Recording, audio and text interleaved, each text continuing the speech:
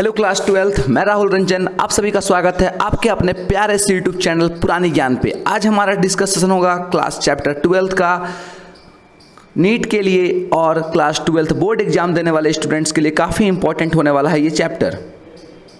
इस चैप्टर में हम लोग डिस्कस करेंगे sexual reproduction in flowering plants. That means कि हम लोग इसमें डिस्कशन करने वाले हैं कि फ्लावरिंग प्लांट्स में सेक्सुअल रिप्रोडक्शन कैसे होता है और उनके सारे पार्ट्स के बारे में, pre fertilisation, post fertilisation, double fertilisation, बहुत ही इंपॉर्टेंट टॉपिक्स इस चैप्टर में डिस्कस करने वाले हैं। और reproductive part of the plant, flower के बारे में भी डिस्कशन हमारे यहाँ होगी। तो ये चैप्टर नीट के मायने में भी और आपके 12th बोर्ड के मायने में भी काफ़ी इंपॉर्टेंट होने वाला है दोस्तों। और जैसे आप लोग जानते हैं कि इस चैनल में आपको टोटली एनसीईआरटी पे focused, line by line NCERT discuss किया जाता है बायोलॉजी का। और जो इंपॉर्टेंट लाइन है जिससे क्वेश्चन आने के चांसेस हैं और जिससे क्वेश्चन आ चुके हैं उनको मैं रेड हाईलाइटर से मार्क करता हूँ। आप लोग अपने किताब में, बुक में मार्क करके इसे नोट्स बना सकते हो, काफ़ी हेल्पफुल होगा आपका। तो दोस्तों शुरुआत करते हैं हम लोग sexual reproduction in flowering plant. Flower क्या होता है? एक फैसिनेटिंग ऑर्गन ऑफ एंजियोस्पर्म है। दैट मीन्स ऐसा ऑर्गन जो उसको फैसिनेटिंग प्रोवाइड करता है, बाहर से दिखने में अच्छा लगाता है और बहुत सारे उसमें फंक्शन अकर्स होते हैं। क्या कहा जा रहा है कि are we not lucky that plant reproduce sexually? हम लोग क्या लकी नहीं है कि प्लांट सेक्सुअली प्रोड्यूस करता है? बिल्कुल लकी हैं, क्योंकि हम लोग फ्लावर के अलग अलग वैरायटी को देख के काफ़ी खुश होते हैं, काफ़ी इंजॉय करते हैं उसको देखना। उसमें बहुत सारी चीज़ें हम लोग को मिलती है, सेंट मिलते हैं, परफ्यूम, सोन्स, बहुत कुछ हम लोग को रिच इन कलर्स अट्रैक्ट करता है हमें। ये सारे किसके कारण होते हैं? ये सारे होते हैं सेक्सुअल रिप्रोडक्शन के कारण ही होते हैं। Flower do not exist only for use to on selfishness. Flower सिर्फ सेल्फिश नहीं है, वो दूसरों की मदद बहुत ज़्यादा आता है। सारे फ्लावर सेक्सुअल रिप्रोडक्शन शो करते हैं। आपको पता होना चाहिए diversity of structure of the inflorescence, बहुत रंग बिरंगे अलग अलग आकार के फ्लावर देखने को आपको मिलेगा। फ्लावर के फ्लोरल पार्ट्स होते हैं जो उनको amazing range of adaptation provide करता है। Formation of the end product sexual reproduction fruit और सीड्स। फ्लावर के सेक्सुअल रिप्रोडक्शन का एंड प्रोडक्ट जो होता है मेनली कौन होता है? फ्रूट और सीड्स होते हैं। इस चैप्टर में हम लोग सारी बातें डिस्कस करेंगे, मॉर्फोलॉजी के बारे में, स्ट्रक्चर के बारे में, sexual reproduction in flowering plants, angiosperm में मेनली डिस्कस करेंगे हम लोग। Flower fascinating organ of angiosperm. That means कि ह्यूमन बींग्स, आपको पता है कि innovate relationship with flower since time immemorial. That means कि कब से यह हमारा जीवन फ्लावर से जुड़ा हुआ है ये हम लोग सोच नहीं सकते हैं। फ्लावर हमारे aesthetic, ornamental, social, religion, culture सारे वैल्यू में डिस्ट्रीब्यूट है, सारे जगह इसका उपयोग है। आप कहीं भी उसके बिना काम नहीं कर सकते हो, चाहे खुशी का पल हो, चाहे मातम का पल हो। Symbol of conveying important human feelings, love को दर्शाने के लिए काम आता है, अफेक्शन को, हैप्पीनेस को, ग्रीफ को, मॉर्निंग को। डैट मीन्स आप किसी भी जगह जा रहे हो, कुछ भी करना है, आप खुश हो तो भी फ्लावर लग सकता है, आप दुखी हो वहाँ भी फ्लावर यूज होगा। शांति का प्रतीक है, लव का प्रतीक है, हर एक जगह फ्लावर का उपयोग है। फ्लावर के यहाँ पे पार्ट्स डिस्क्राइब कर रखे हैं।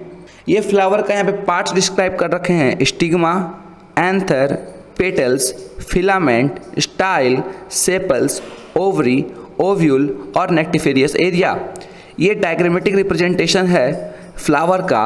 और इसमें हमारे पास क्या क्या दिख रहा है? सबसे पहले बात करेंगे मैं पेटल्स के बारे में। पेटल्स पंखुड़ियों को बोलते हैं। पेटल्स क्या करता है दोस्त? पेटल जो होता है वो अट्रैक्टिव होता है, बहुत ही कलरफुल होता है, जो इंसेक्ट को अट्रैक्ट करने के लिए काम करता है। आगे पढ़ेंगे हम लोग। उसके बाद मैं बात करूं सेपल्स का, तो सेपल्स क्या करते हैं? सेपल्स प्रोटेक्ट करता है फ्लावर को at the time of bird. जब फ्लावर कली के रूप में होता है तब उसको प्रोटेक्ट करता है सेपल्स। और anther, stigma, filament, style, ovary, ये सारे मेल और female reproductive part of the flower हैं। आपको पता होना चाहिए फ्लावर ही रिप्रोडक्टिव ऑर्गन है किसका? प्लांट का। तो मेल और फीमेल रिप्रोडक्टिव पार्ट कौन कौन आएंगे मैं आगे देखूंगा।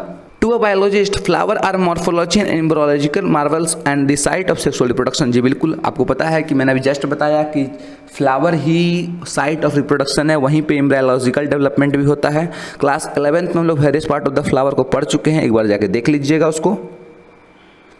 प्री फर्टिलाइजेशन स्ट्रक्चर और इवेंट अब आ चुका है हमारा इंपॉर्टेंट पॉइंट कि फ्लावर में प्री फर्टिलाइजेशन स्ट्रक्चर कौन कौन से होते हैं और इवेंट क्या क्या होता है उसमें। Much before the actual flower is seen on plant decision that the plant is going flower has taken place several hormone structural changes। ये लाइन बिल्कुल इंपॉर्टेंट है कि फ्लावर में जितने भी का चांसेस होते हैं, जितने भी फंक्शन होते हैं, वो सारे कुछ हार्मोन्स और स्ट्रक्चर जो होते हैं उनमें वो उनके चेंजेस कंट्रोल करते हैं। Floral primordium inflorescences are made which bear the floral buds that means floral क्या हो गया, प्लांट के जितने भी पार्ट हो गए उनको बर्ड्स जो हो गए उनमें सब कुछ मौजूद रहता है और उस पूरे फ्लावर में सब कुछ मौजूद रहता है। फ्लावर में मेल और फीमेल रिप्रोडक्टिव पार्ट अलग अलग होता है, मेल पार्ट को एंड्रोशियम बोलते हैं, फीमेल को जाइनोशियम बोलते हैं और ये डिफरेंटली डेवलप भी करते हैं, इनको कोई मतलब नहीं एक दूसरे से। और इनको हम लोग पूरे फ्लावर के जितने भी पार्ट हैं उनको ओरल बोलते हैं। क्या बोलते हैं? ओरल। ओरल में कौन कौन होता है? स्टेमन होता है जो रिप्रोडक्टिव पार्ट को दर्शाता है, फीमेल को दर्शाने के लिए स्टिग्मा होता है, जाइनोशियम जिसको बोलते हैं हम लोग, कोई दिक्कत नहीं, जाइनोशियम का ही पार्ट है। अब देखते हैं हम लोग स्टेमन, माइक्रोस्पोरेंजियम और पोलन ग्रेन। तो ये मेल रिप्रोडक्टिव पार्ट में डिस्कस करेंगे पहले, फिर फीमेल देखेंगे। तो यहाँ पे दो टाइप ऑफ टिपिकल स्टेमन होता है, एक लॉन्ग होता है और सिलेंड्रिकल स्टॉक होता है फिलामेंट, और the terminal generally bilobed structure called anther. स्टेमेनों के दो पार्ट होते हैं, एक फिलामेंट और दूसरा एंथर। एंथर बाइलोब्ड होता है, दैट मीन्स कि डबल लेयर का होता है, और प्रॉक्सिमियर इंड फिलामेंट होता है जो जाके नीचे थैलमस और फ्लावर के पेटल से जुड़ा हुआ होता है। स्टेमन का लेंथ अलग अलग फ्लावर में अलग अलग होता है, सब में ऐसा नहीं है कि सेम होता है। आप 2-3 फ्लावर कलेक्ट करो, सब में अलग अलग देखने को आपको मिलेगा, कोई दिक्कत नहीं। यहाँ तक आगे बढ़ूँ मैं। A typical angiosperm anther is bilobed which each lobe having 2 थेसा। ये बहुत इंपॉर्टेंट लाइन है नीट के लिए और एग्जाम के लिए आपका, कि टिपिकल बाइलोब्ड एंथर जो होता है उसके पास 2 थेसा होता है, इसलिए इसको डाइथेसिस कहते हैं। क्या कहते हैं? डाइथेसिस। ये क्वेश्चन आता है डायरेक्ट, याद रखिएगा। इसके पास 2 थेसा मौजूद होता है। Openly longitudinal grooves run lengthwise separating the theca. एक लॉन्गिट्यूडनल ग्रुप्स देखो बीच में चला हुआ था, डायग्राम ऊपर देखो, ये जो दिख रहा है ये बीच में चला हुआ है, ये रेड लाइट, ये रेड वाला, ये जो उसको क्या करता है, दोनों थेसा को सेपरेट करता है। Anther is 4-sided tetragonal structure consisting 4 microsporangium located at the corner 2 in each lobe। बहुत ही इंपॉर्टेंट लाइन है ये। मैंने आपको क्या बोला कि बाइलोब्ड एंथर जो होता है वो distinct transversal section of the anther होता है, मतलब थोड़ा सा डिफरेंट होता है, ट्रांसवर्स सेक्शन उसमें रहता है। और एंथर 4-sided होता है, मतलब टेट्रागोनल शेप का होता है, उसमें 4 माइक्रोस्पोरेंजियम कॉर्नर पे रहते हैं दोनों लोब में। एक लोब में कितना रहेगा? 2। Microsporangium develop further and become pollen sac. Microsporangium ही डेवलप करके बाद में क्या बन जाता है? Pollen sac. और they extend longitudinally all through the length of the anther and pack the all parent grain.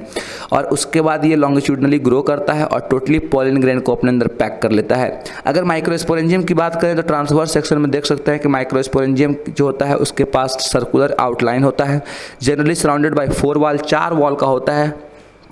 आगे डायग्राम हम लोग डिस्कस करेंगे इसका। पहला वॉल एपिडर्मिस है, दूसरा एंडोथेसियम है, तीसरा मिडिल लेयर है, चौथा टैपेटम है। ये 4 लेयर का बना हुआ कौन होता है? हमारा माइक्रोस्पोरेंजियम। द आउटर 3 वो layer wall perform the function of protection and help in digestion of anther to release the pollen. बहुत ही इंपॉर्टेंट बात यह है कि जो जितने भी आउटर 3 लेयर हैं वो तीनों लेयर क्या करता है? प्रोटेक्ट करता है डाइजेशन के समय में एंथर को पोलन ग्रेन को रिलीज करने में। और सबसे मैं कह दूं, ध्यान दोगे इस लाइन पे, बहुत ही इंपॉर्टेंट लाइन में बोलने जा रहा हूं। सबसे अंदर वाला टैपेटम, टैपेटम जो होता है वो नूरिशमेंट प्रोवाइड करता है पोलन ग्रेन को। सेल ऑफ टैपेटम जो होता है दोस्तों वो डेंस साइटोप्लाज्म वाला होता है, उसके पास एक से अधिक न्यूक्लियस भी होता है, मल्टी न्यूक्लिएटेड भी वो लोग होते हैं टैपेटम, और नूरिशमेंट प्रोवाइड करने का काम करते हैं। कोई दिक्कत नहीं, यहाँ तक समझ में आ गया? तो 3 लेयर प्रोटेक्शन करता है, डाइजेशन के समय में पोलन ग्रेन को रिलीज करने में हेल्प करता है। चौथा टैपेटम जो था वो बहुत ही इंपॉर्टेंट था, वो क्या करते हैं? नूरिशमेंट प्रोवाइड करता है पोलन ग्रेन को। When the anther is young, a group of compactly arranged homogeneous cells called the sporanginous tissue occupy the center of each sporangium। ये क्वेश्चन इंपॉर्टेंट है। माइक्रोस्पोरेंजियम के बीचों बीच होमोजीनियस सेल स्पोरेंजिनस टिश्यू ऑक्यूपाई किया रहता है space को। Microsporogenesis क्या कहलाता है? स्पोरेंजिनस टिश्यू जो होता है मियोसिस करके बनाता क्या है? Microspore tetrad. माइक्रोस्पोर टेट्राड कौन बनाएगा? Sporogenous tissue. क्या करके? मियोसिस डिवीजन करके, मियोसिस करके। हैप्लॉइड सेल टाइप होगा माइक्रोस्पोर टेट्राड, और इसी के फॉर्मेशन को माइक्रोस्पोरोजेनेसिस कहते हैं। देख लो यहाँ पे 4 लेयर दिख रहा है आपको, एपिडर्मिस, इंडोथेशियम, स्पोरोजेनस, टेट्राड, ये मिडिल लेयर। टैपेटम भी दिख रहा है आपको। ये टैपेटम क्या करता है? नूरिशमेंट प्रोवाइड करता है। ये अंदर जो स्पोरोजेनस टिश्यू यहाँ पे होगा वही डेवलप करेगा माइक्रोस्पोर टेट्राड में, और वही बाद में पोलन ग्रेन बनने वाला है। तो उसको एनर्जी और नूरिशमेंट कौन देगा? टैपेटम देगा, क्योंकि सबसे नज़दीक का लेयर है। और मैंने जो 4 लेयर की बात की थी, एपिडर्मिस, इंडोथेशियम, मिडिल लेयर और टैपेटम, इनमें से ये तीनों लेयर क्या करता है? माइक्रोस्पोर मदर सेल को प्रोटेक्शन करता है, और टैपेटम क्या करता है? नूरिशमेंट करता है।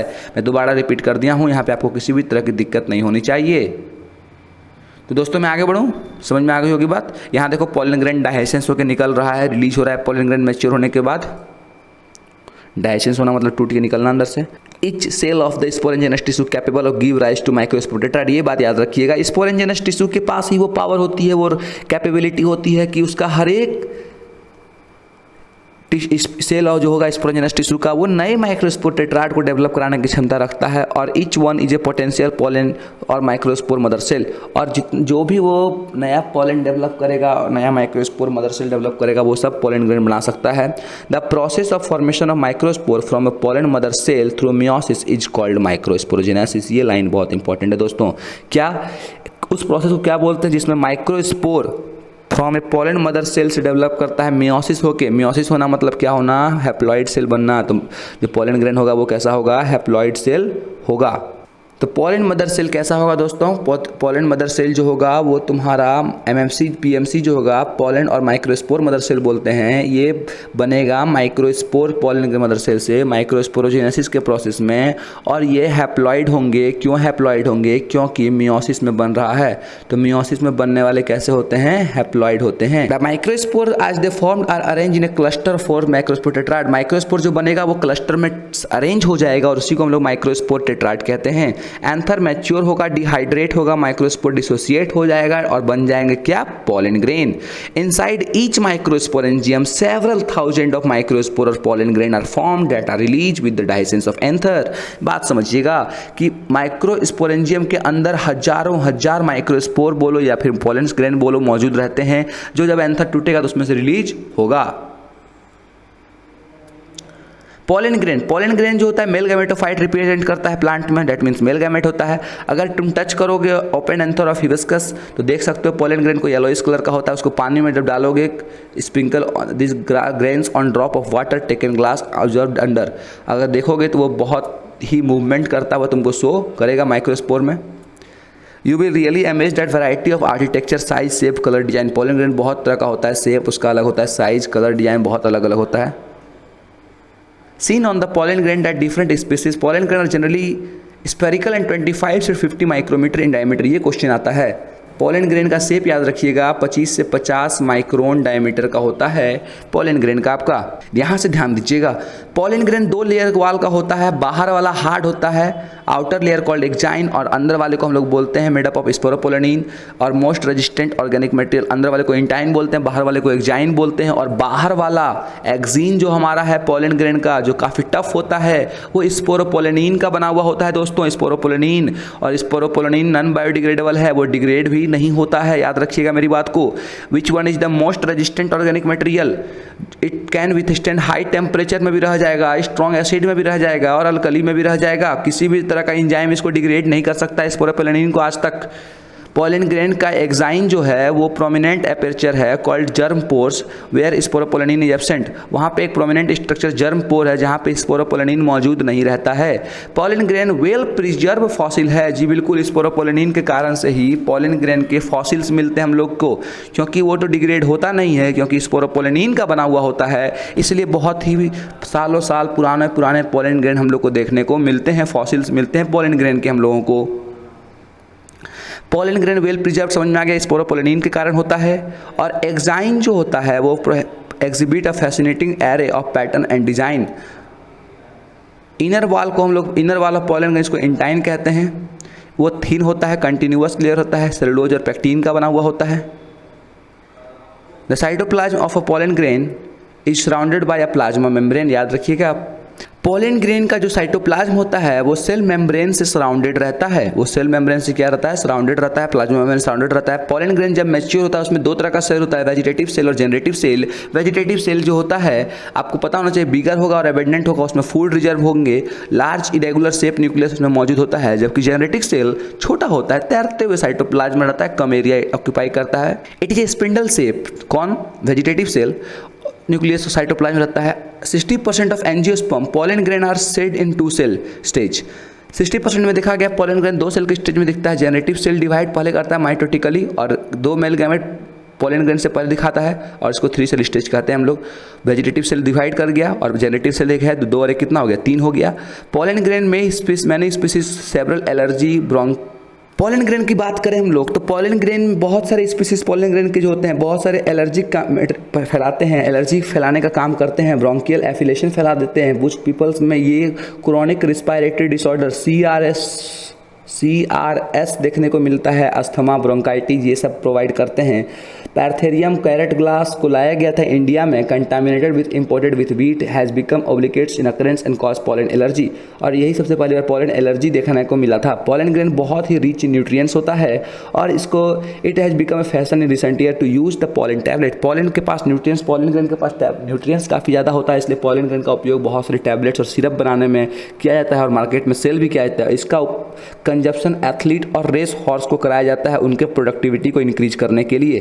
देखो यहाँ पे दिया हुआ था कुछ डायग्राम हमारे पास, पॉलन टैबलेट का भी, पॉलन का सिरप का, पॉलन प्रोडक्ट है सब। इनका उपयोग प्रोडक्टिविटी इंक्रीज करने के लिए किया जाता है एथलीट्स का और रेस हॉर्स का, घोड़ों का। When once they are set, pollen grains have to land on the stigma before they lose viability if they have to bring about fertilization। देखो बात होता है कि जब वो सेट होता है अपने एंथर से निकलता है जाके स्टिग्मा पे गिरता है तो उसको फर्टिलाइजेशन कहते हैं। तो तब कब तक वो वायबिलिटी उसके पास रहेगा कि फर्टिलाइजेशन कर सकता है, कब तक वो फर्टिलाइजेशन कराने के चांसेस उसके पास रहेंगे।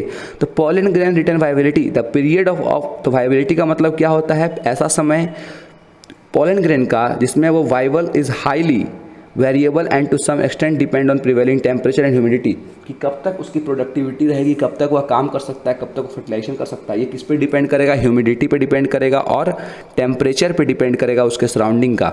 जैसे कुछ एग्जांपल दिए हुए हैं, क्रियल्स और राइस और वीट में पॉलन ग्रेन वायबिलिटी मात्र 30 मिनट में खो देता है, लेकिन कुछ यहाँ पे दिए हुए हैं रोसेंस, लेगुमिनेसेस, सोलांसेस, ये कुछ मंथ तक वायबिलिटी होती है। यू हैव हर्ड हम लोग सीमेन और स्पर्म को स्टोर करते हैं ह्यूमंस का भी आर्टिफिशियल इंसीमिनेशन करने के लिए। इसी तरह पॉलन ग्रेन को भी लिक्विड नाइट्रोजन -196 डिग्री सेल्सियस पे स्टोर कर सकते हैं पॉलन बैंक में। जिस तरह सीड बैंक होता है उस तरह पॉलन बैंक होता है, और क्रॉप और न्यू प्रोडक्शन कराने के लिए। दोस्तों इसी तरह से हमारा आज के लिए इतना ही काफ़ी है। उसके बाद नेक्स्ट डे हम लोग पढ़ेंगे, नेक्स्ट वीडियो में हम लोग देखेंगे पिस्टिल मेगा स्पोरेंजियम देखेंगे, ये माइक्रो स्पोरेंजियम था, फिर मेगा स्पोरेंजियम देखेंगे और भी बहुत सारे पार्ट्स को डिस्कस करेंगे। तो मैं एक बार में पूरा वीडियो इसलिए नहीं देता हूँ कि आपको कंसेप्ट में दिक्कत हो, धीरे धीरे लीजिए, आराम से समझिए, एक एक पॉइंट को क्लियर कीजिए, नोट्स बनाइए, जो भी डाउट हो हमें कमेंट कीजिए, हम आपको जरूर रिप्लाई करेंगे। और अगर आप हमारे यूट्यूब चैनल पर नए हो तो हमारे चैनल को सब्सक्राइब कर लीजिए, शेयर कीजिए दोस्तों के साथ, जो भी एनसीईआरटी लवर हैं सबके लिए बहुत ही इंपॉर्टेंट है ये। तो मिलते हैं दोस्तों नेक्स्ट वीडियो में, तब तक आप लोग घर पे सेफ बने रहिए। अगले वीडियो में प्री फर्टिलाइजेशन के सारे पार्ट्स देखेंगे और डबल फर्टिलाइजेशन बहुत ही इंटरेस्टिंग टॉपिक होने वाला है, तो बिल्कुल मिस ना करें। और अगर आप फर्स्ट चैप्टर नहीं देखे हैं तो जाके हमारे यूट्यूब चैनल पुरानी ज्ञान पे सर्च कर सकते हैं और देख सकते हैं फर्स्ट चैप्टर को आप। तब तक के लिए घर पे सेफ बने रहिए, सब्सक्राइब कर लीजिए हमारे चैनल को। बाय बाय, गुड बाय, मिलते हैं नेक्स्ट वीडियो में।